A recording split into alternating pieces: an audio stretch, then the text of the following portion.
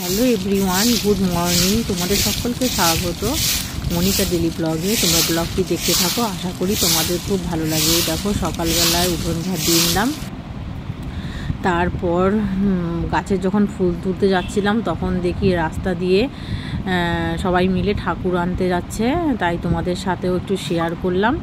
আর আমার বাড়ির সামনে দিয়ে এইদিকে মানে সবাই ঠাকুর আনতে যায়, আর আমার ঘরের বারান্দা থেকে বসে সমস্ত কিছু দেখা যায়। আর আমার তো ভীষণ ভালো লাগে, মানে একটা বিয়ের বাজনা গেল, ঘর থেকে বাইরে বেরিয়ে এসে দেখি, আর দেখো কি সুন্দর করে সবাই লাইন দিয়ে বাজনা বাজাতে বাজাতে ঠাকুর আনতে যাচ্ছে। আর এরপর মানে ঠাকুরের ফুল তুলতে যাব, আর আমাদের গাছে কি ফুল ফুটেছে সেগুলোই তোমাদের শেয়ার করব। আর এখন অনেক রকমের জবা ফুল ফোটে গাছে, সেটাই তোমাদের দেখাবো। দেখো এই জবা ফুল গাছটা কতগুলো ফুল ফুটেছে একসাথে, 5টা ফুল ফুটেছে একসাথে, অরেঞ্জ কালারের জবা। আর এই ফুলগুলো না শীতকালে যখন ফুটতো একদম ছোট ফুটতো, আর এখন যেহেতু গরম পড়ে গেছে, এখন দেখো ফুলের কালারটাও কত সুন্দর, আর কত বড় বড় ফুল ফোটে, আর অনেক রকমের জবা আছে। দেখো এই গাছটায় 5টা ফুল ফুটেছে, আর সব কুড়িও রয়েছে, কালকে ফুটবে। এই দেখো, আর এইদিকে দেখো সাদা নীলকণ্ঠ, প্রচুর ফুল ফোটে সাদা নীলকণ্ঠটা, মানে এটা সিঙ্গেল, মানে থোকা না। দেখো গাছটা কত সুন্দর লাগছে, আর প্রচুর ফুল ফুটেছে, বাইরের দিকে তো আরও বেশি ফুল ফুটেছে। আর এদিকে দেখো একটা পিঙ্ক কালারের জবা ফুটেছে, এই দেখো দারুণ সুন্দর, আর অনেক জবা ফুটছে এখন গাছে। আর এইদিকে দেখো একটা হলুদ কালারের জবা, এই ফুলটা মানে একটুখানি পাপড়িগুলো পোকায় খেয়েছে, তাই ছোট লাগছে, মানে গাছ ভর্তি জবা ফুল ফোটে এখন। আর এদিকে তো এই ফুলের কালারটা এখন নষ্ট হয়ে গেছে, অনেক আগে ফুটেছিল। আর এইদিকেও আরেকটা জবা ফুল, খুব সুন্দর, এটার কালারটা এই যে এরকম। এই জবাটাও অনেক প্রচুর ফোটে, তোমাদের এর আগেও দেখিয়েছি এই জবাটা। এইদিকে দেখো নীল রঙের নীলকণ্ঠ, এটা সিঙ্গেল, আর এটা হচ্ছে থোকা।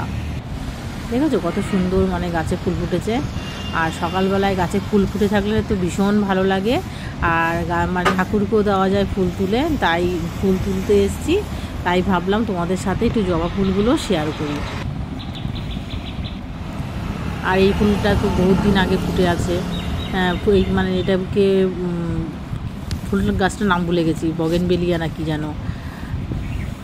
ও গাছে তো এর আগেও একটা মিষ্টি কুমড়ো হয়েছিল, আর তারপরে 3টে হয়েছে, আর সব থেকে বড়োটা সেটা রয়েছে গাছে, ওটা 2 দিন বাদেই কেটে নেব।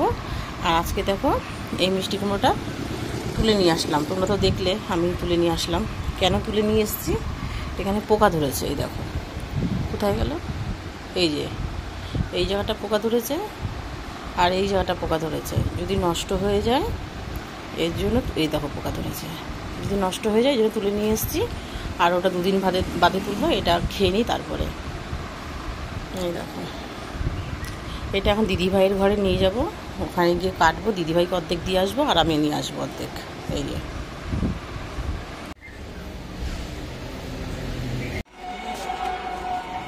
মম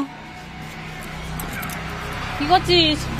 আসে বসবো না, বাবা আমি কাকাকে নিয়ে ডাক্তার কাছে যাবো। এই দেখো কি নিয়ে এসছি, দেখো না তাকিয়ে একবার, পোকা ধরেছে এর জন্য নিয়ে আসতে 2 জায়গায়। এই দেখো এখানে মাছ নিয়ে নিয়েছি, এখানে হচ্ছে চিংড়ি মাছ আর হচ্ছে বাটা মাছ। এই দেখো বাটা মাছগুলো কত বড় বড়, আর চিংড়ি মাছ। চলো মাছগুলো এখন কেটে নিই।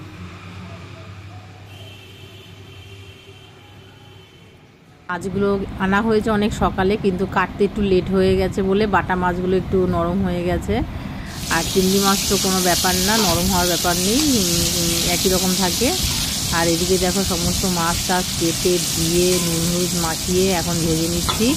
আর এইদিকে দেখো চিংড়ি মাছের মালাইকারিটা আমার তৈরি হয়ে গেছে। আর এইদিকে দেখো আমার তেল বাড়ন্ত হয়ে গেছে, তাই তেল ঢালবো, তাই 1 প্যাকেট তেল নিয়ে গেলাম। এখানে মুদিখানা বাজার করেছি, এখনো ব্যাগের থেকে নামাইনি, তাই ব্যাগ থেকে একটা ফরচুনে তেলের প্যাকেট নিয়ে গিয়ে এখন ঢেলে নেব। ভাজা হয়ে গেছে, 2টো মাছ। এদিকে দেখো সব মাছগুলো কয়েকটা মানে কম গরম হয়েছিল, এখানে মশলাটা করে করা হয়, একটু করলেই হয়ে যাবে। আর এখানে এটাকে পেঁয়াজ দিয়ে দিয়েছি দেবো, এর মধ্যে টমেটো দিয়ে দেবো। এই দেখো বাটা মাছের ঝাল রান্না করবো, তার জন্য এখানে সমস্ত মশলা দিয়ে দিয়েছি, একটু কষিয়ে তারপর জল দিয়ে দেবো। ঝালটা করা উচিত হয়নি, কারণ পেটটা খারাপ ছেলেরও আমারও, পাতলা করে রান্না করলেই ভালো হতো, যাই হোক করে ফেলেছি।